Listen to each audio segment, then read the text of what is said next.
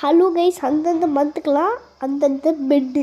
ஜான்வரிக்கு இக்லு, பிப்ரவரிக்கு இது இந்த sofa bed அப்படி சொல்லுவாங்க.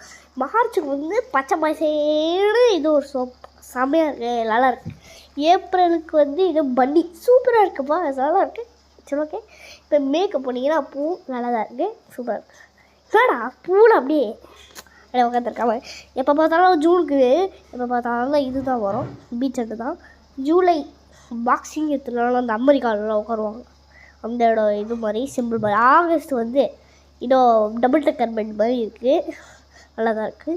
செப்டம்பர் வந்து ஏதோ அப்புறம் அது சோஃபா தான். அக்டோபர் வந்து இதோ ஹாலோவீன் பெட்.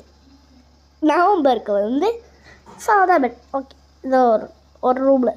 டிசம்பருக்கு வந்து சூப்பராக செம்மையாக இருக்குது.